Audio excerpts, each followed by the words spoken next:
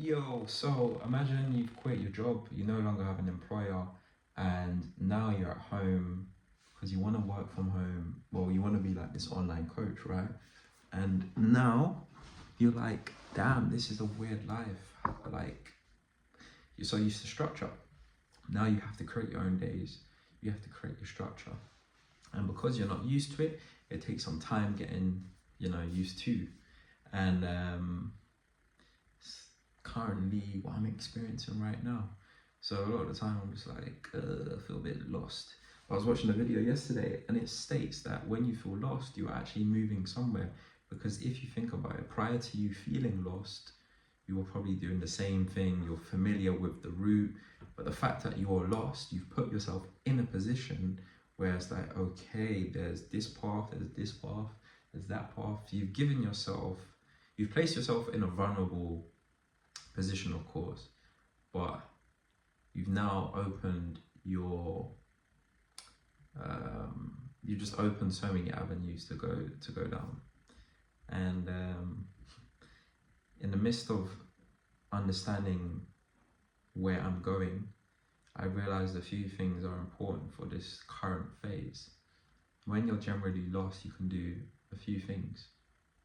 You can identify, let me not use that word, you can embrace the fact that you're lost. So that's number one. You embrace the fact that you're lost. You acknowledge everything that's happening around you. That's like, I guess, bringing you to a place of feeling more present. Like, you notice everything around you. You're like, okay, cool, this is this. Number two is like, you just ask for help.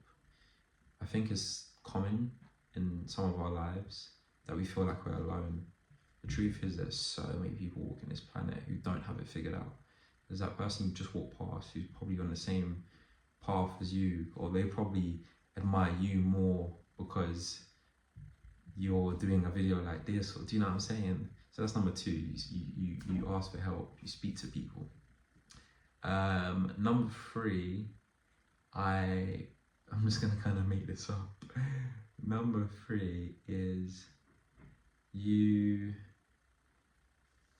and it sounds weird, but you spend time in nature, in a sense of you express gratitude. Let's just say that you express gratitude, because gratitude is going to remind you that no matter what happens, everything you've got is all in front of you. You've got everything. You've got shelter, you've got access to food, you've got access to water.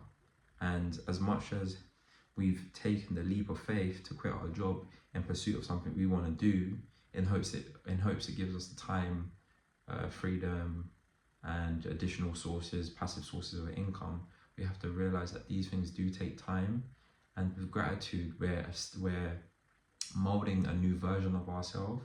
We're molding a version of ourselves that can appreciate all of those tiny things that lead up to that grand moment or that grand journey.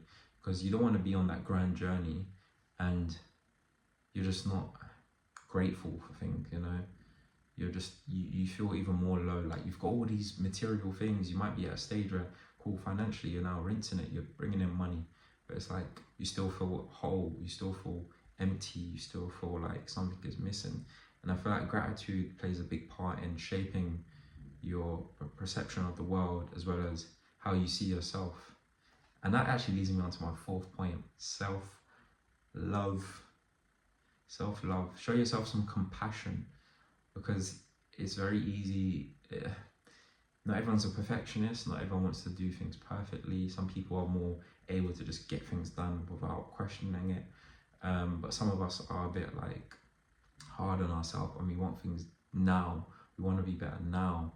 And it's just a matter of, you really gotta give yourself some love. Like, really give yourself some love, whether it be listening to affirmations, writing down things that make you feel more, how could I say, more loved within yourself.